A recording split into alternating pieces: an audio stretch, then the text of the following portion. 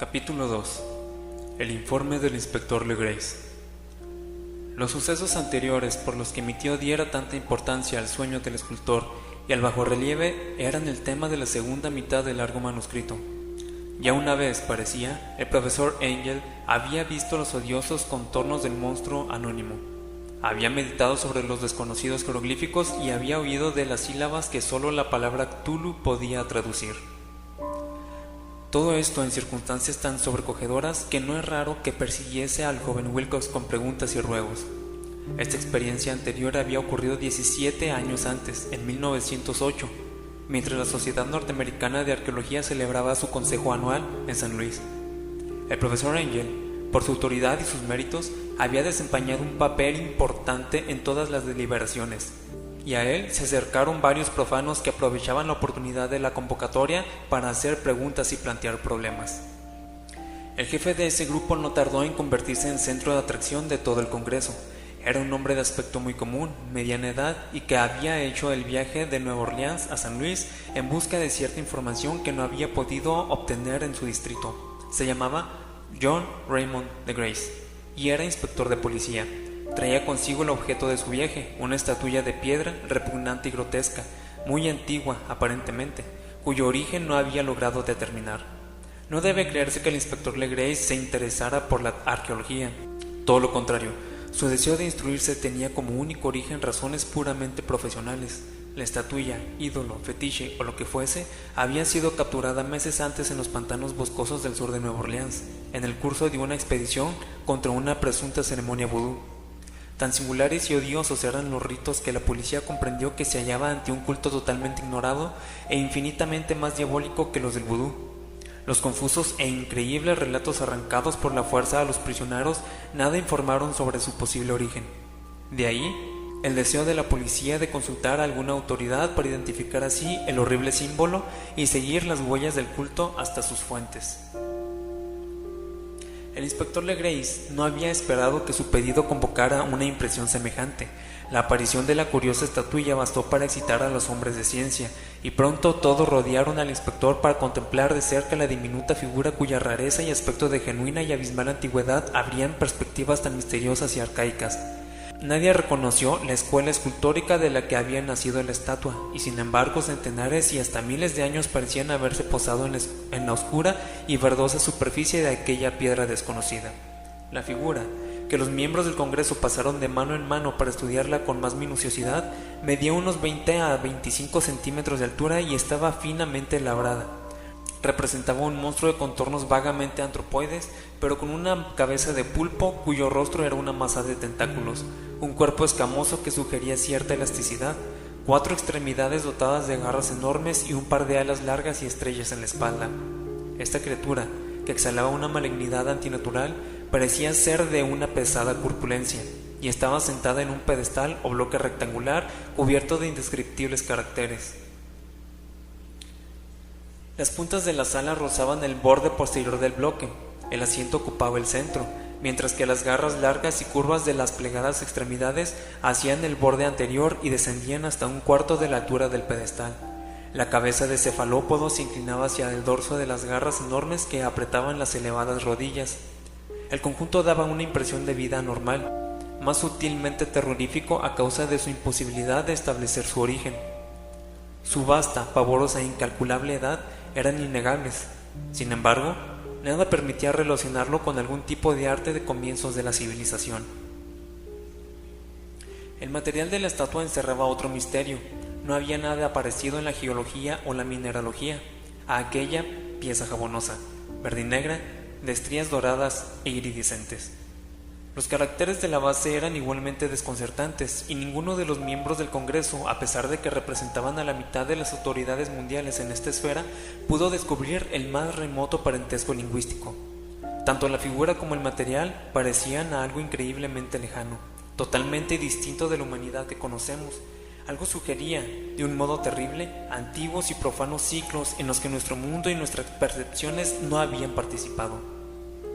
Y sin embargo, mientras los miembros del Congreso sacudían la cabeza y se confesaban incapaces de resolver el misterio, uno de ellos creyó descubrir algo raramente familiar en la efigie y los jeroglíficos, y al fin No sin reticencia, confesó lo que sabía.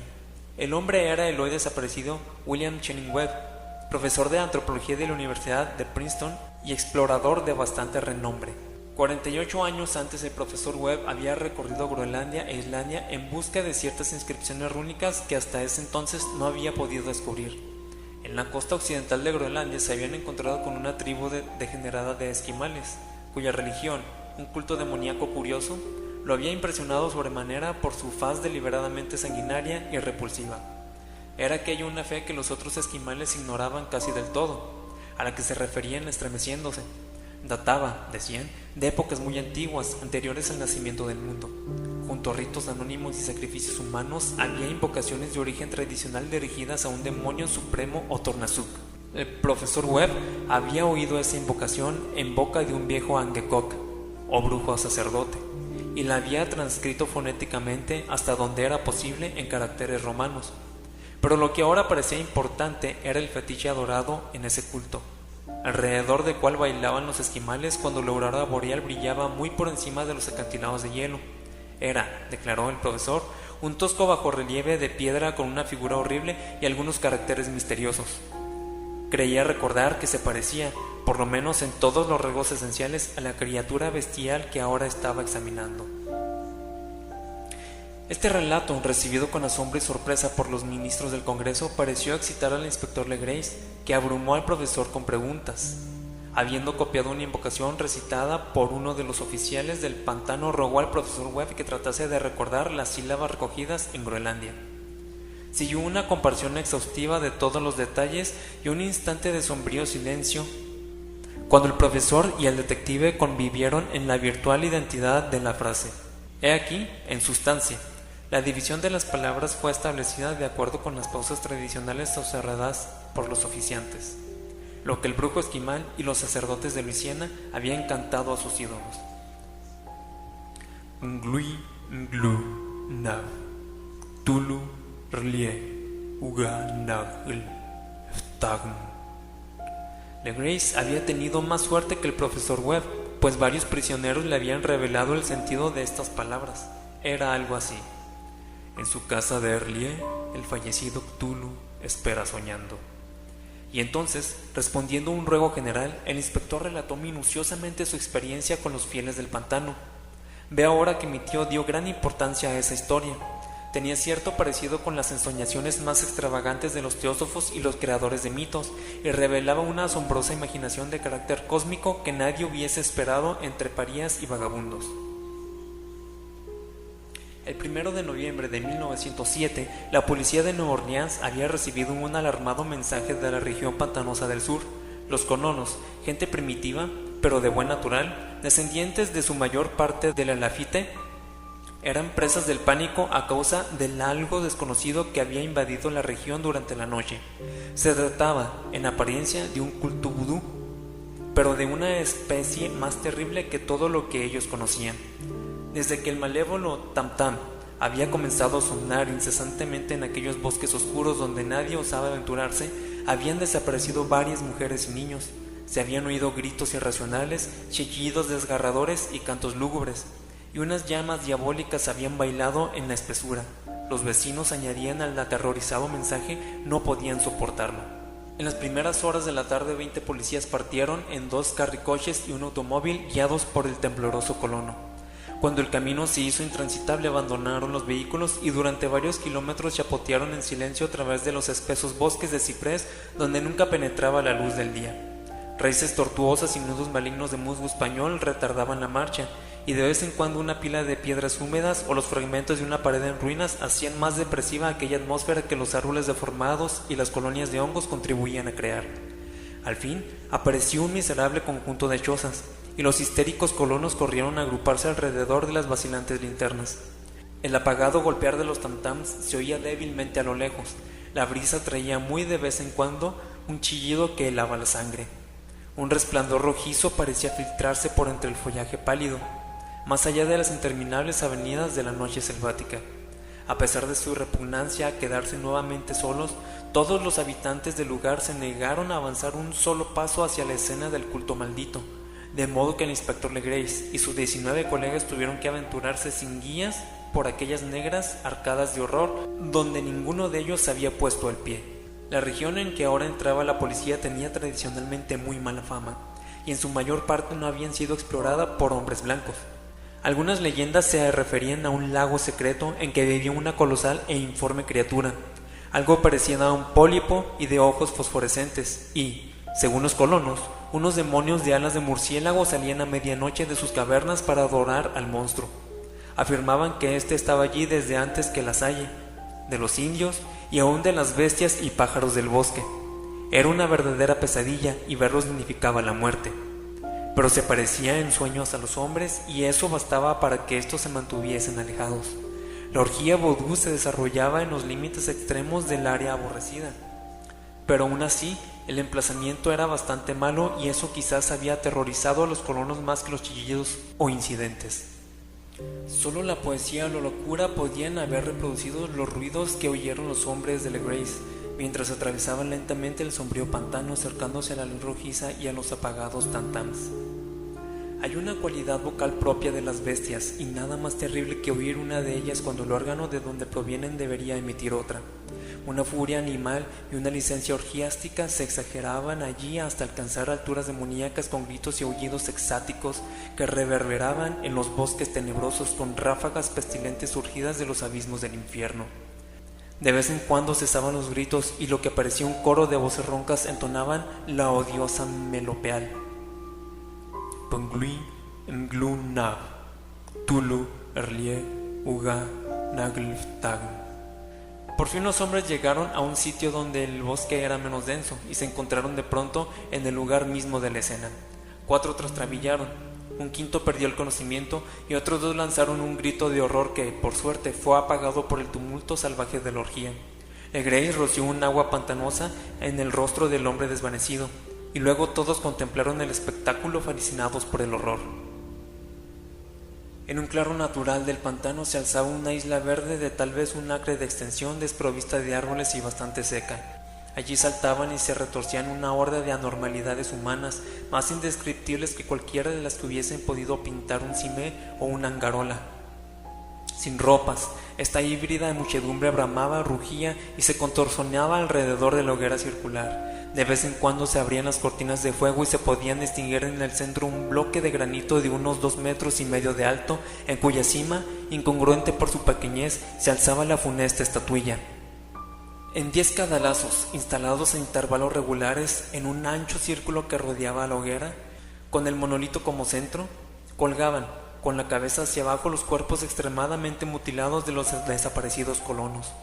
Dentro de este círculo saltaban y rugían el anillo de fieles, moviéndose de izquierda a derecha en una bacanal interminable entre el círculo de cadáveres y el círculo de fuego.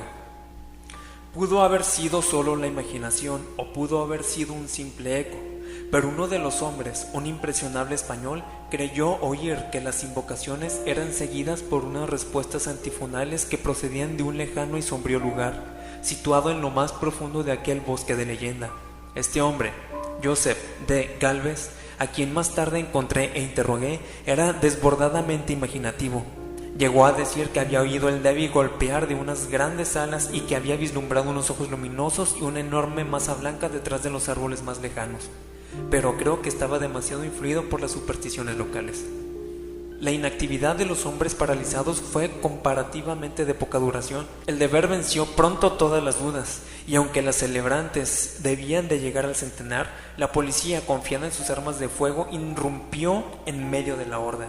Durante 5 minutos el caos y el tumulto fueron indescriptibles. Hubo furiosos golpes, disparos y huidas, pero finalmente Legrace pudo contar 47 prisioneros a los que obligó a vestirse rápidamente y que rodeó de policías.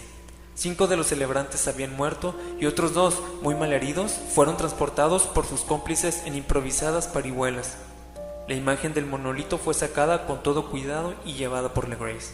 Examinados en el cuartel de la policía luego de un viaje agotador, los prisioneros resultaron ser mestizos de muy baja ralea y mentalmente débiles. Eran en su mayor parte marineros y había algunos negros y mulatos, procedentes de casi todas las islas de Cabo Verde, que daban un cierto matiz vudú a aquel culto heterogéneo. pero no se necesitaron muchas preguntas para comprobar que se trataba de algo más antiguo y profundo que un fetichismo africano. Aunque degradados e ignorantes, los prisioneros se mantuvieron fieles, con sorprendente resistencia, a la idea central de su aborrecible culto. Adoraban, dijeron, a los grandes antiguos, que eran muy anteriores al hombre y que habían llegado al joven mundo desde el cielo. Esos antiguos se habían retirado ahora al interior de la tierra y al fondo del mar, pero sus cadáveres se habían comunicado en sueños con el primer hombre, quien inventó un culto que nunca había muerto. Este era el culto, y los prisioneros dijeron que había existido siempre y que siempre existiría, ocultándose en lejanías desiertas y lugares retirados hasta que el gran sacerdote Cthulhu saliese de su sombría morada en la ciudad submarina de Erlié para reinar otra vez sobre la tierra.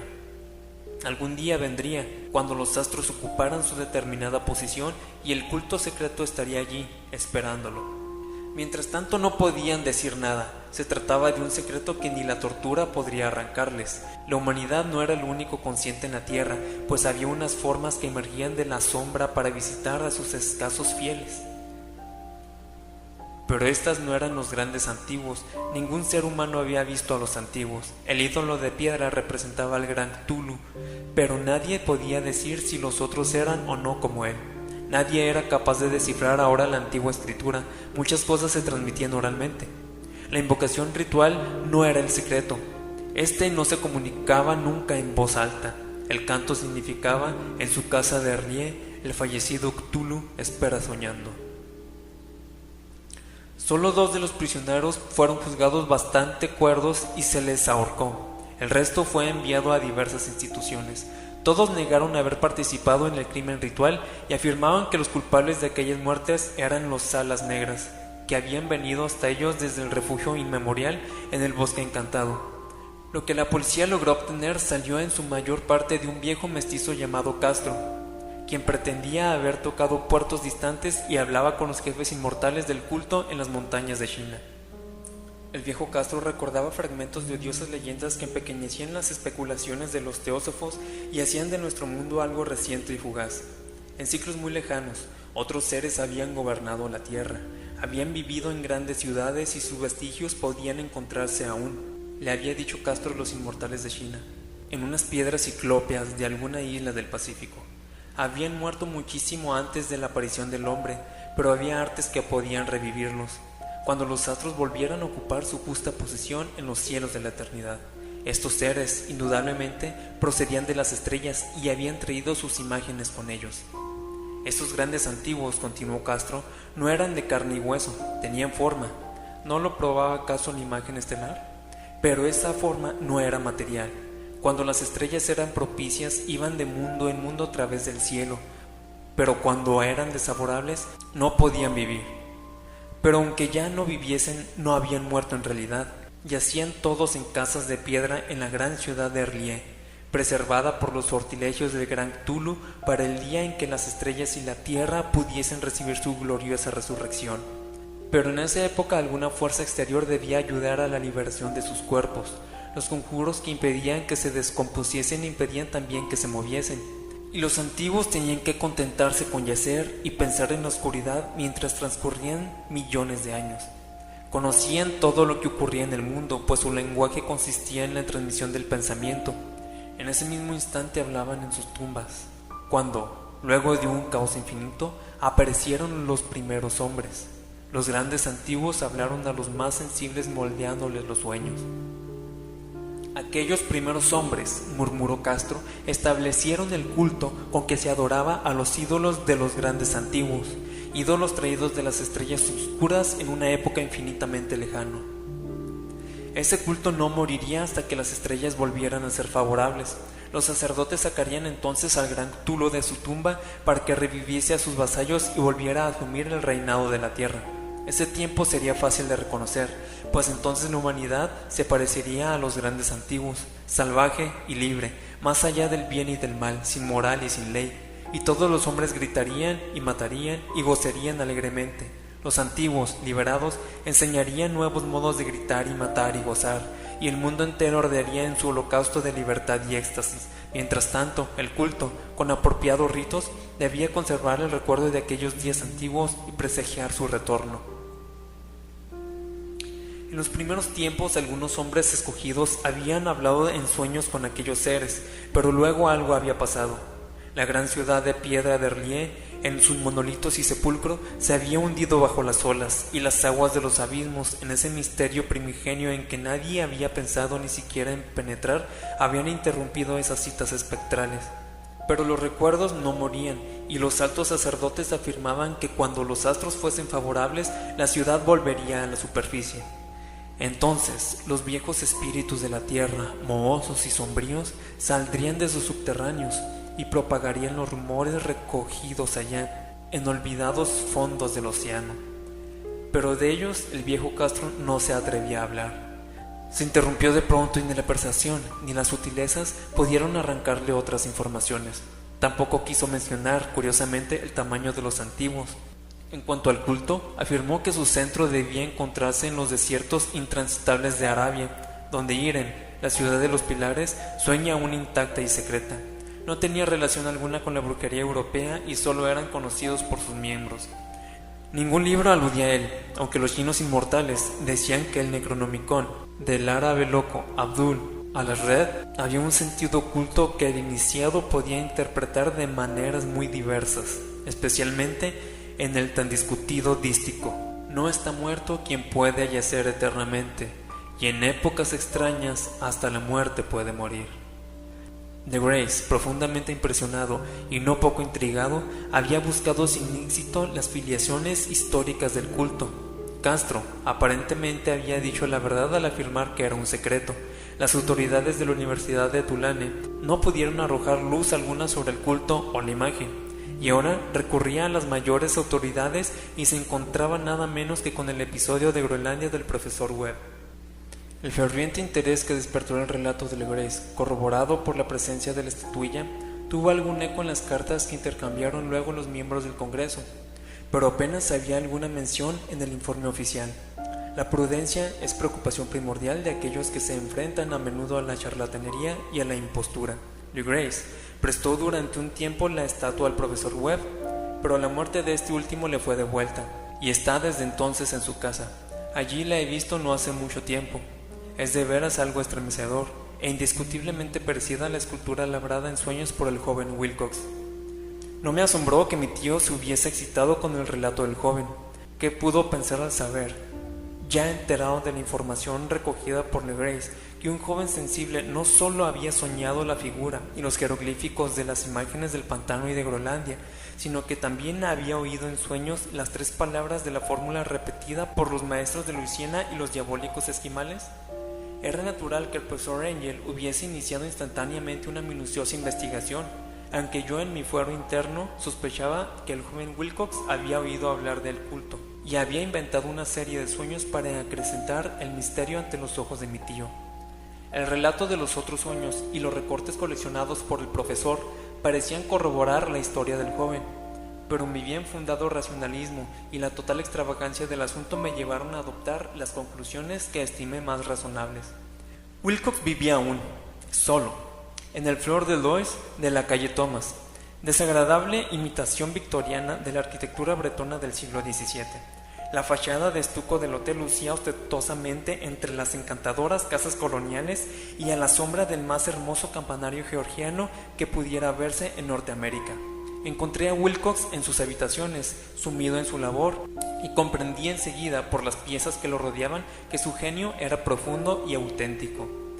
Creo que durante un tiempo Wilcox figuraba entre los grandes decadentes, pues ha cristalizado en arcilla y reflejará un día en el mármol estas pesadillas y fantasías evocadas en prosa por Arthur Machen y que Clark Ashton Smith ha hecho visibles en versos y pinturas. Moreno, frágil y de aspecto un poco descuidado, Wilcox se volvió lánguidamente y sin dejar su silla me preguntó qué deseaba. Cuando le dije quién era, manifestó cierto interés, pues mi tío había excitado su curiosidad al examinar sus raros sueños, aunque sin expresar las razones de su examen. Sin sacarlo de su ignorancia, traté prudentemente de hacerlo hablar. Poco tiempo me bastó para convencerme de que era absolutamente sincero. Hablaba de sus sueños de un modo inequívoco. Esos sueños y sus residuos subconscientes habían influido profundamente en su arte y me mostró una estatua mórbida cuyo modelado me estremeció, casi por la fuerza de su oscura sugestión. No recordaba haber visto el original excepto en el bajorrelieve creado durante un sueño, pero los contornos se habían formado insensiblemente bajo sus manos. Eran, sin duda, la forma gigantesca de la que había hablado en su delirio. Comprobé muy pronto que no sabía nada del culto, salvo lo que el constante interrogatorio de mi tío había dejado escapar, y traté otra vez de concebir de qué modo había podido obtener esas impresiones sobrenaturales. Hablaba de sus sueños de un modo extrañamente poético, haciéndome ver con terrible claridad la ciudad ciclópea de piedra verde y musgosa, cuya geometría, añadió curiosamente, era totalmente errónea, y oí otra vez con un temor expectante el subterráneo llamado mental Tulu Tagn. Esas palabras figuraban en la temible invocación que evocaban el sueño vigilia de Cthulhu en su bóveda de piedra de Erlié, y a pesar de mis racionales ideas me sentí profundamente perturbado. Wilcox, era indudable, había oído hablar casualmente del culto, y lo había olvidado enseguida en la masa de las lecturas y concepciones igualmente fantásticas. Más tarde, en virtud de su imprescindible carácter, el culto había encontrado un modo de expresión subconsciente en los sueños, el bajorrelieve de arcilla y la estatua que yo estaba ahora contemplando. De modo que la superchería había sido involuntaria. El joven tenía unos modales un poco afectados y un poco vulgares, que me desagradaban de veras, pero yo ya había dispuesto a admitir tanto su genio como su honestidad. Me despedí amablemente y le deseé todo el éxito que su talento prometía. El asunto del culto continuó fascinándome y a veces imaginaba poder adquirir un gran renombre investigando su origen y relaciones. Visité Nueva Orleans, hablé con Legrace y otros de los que habían participado en aquella vieja expedición, examiné la estatuilla y hasta interrogué a los prisioneros que todavía vivían. El viejo Castro, por desgracia, había muerto hacía varios años. Lo que escuché entonces de viva voz, aunque no fue más que una confirmación detallada de los escritos de mi tío, acrecentó mi interés y tuve la seguridad de estar sobre la pista de una religión muy antigua y secreta cuyo descubrimiento me convertiría en un antropólogo famoso. Mi actitud era aún entonces absolutamente materialista, como aún quisiera que lo fuese, y por una explicable perversidad mental rechacé la coincidencia de los sueños y los recortes coleccionados por el profesor Angel. Hubo algo, sin embargo, que comencé a sospechar y que ahora creo saber. La muerte de mi tío no fue nada natural. Cayó al suelo en la colina, en una de las estrellas callejuelas que partían de unos muelles donde abundaban los mestizos extranjeros, luego del descuidado empujón de un marinero de tez oscura. Yo no había olvidado que los oficiales de Luisiana se distinguían por la mezcla de sangres y sus intereses marinos, y no me hubiera sorprendido conocer la existencia de agujas venenosas y métodos criminales secretos tan faltos de piedad como aquellas creencias y ritos misteriosos. Legrace y sus hombres, es cierto, no habían sido molestados, pero en Noruega acababa de morir un marino que veía cosas. ¿No pudieron haber llegado a oídos siniestros las investigaciones realizadas por mi tío luego de encontrarse con el escultor? Creo hoy que el profesor Angel murió porque sabía o quería saber demasiado. Es posible que me espere un fin semejante, pues yo también he aprendido mucho.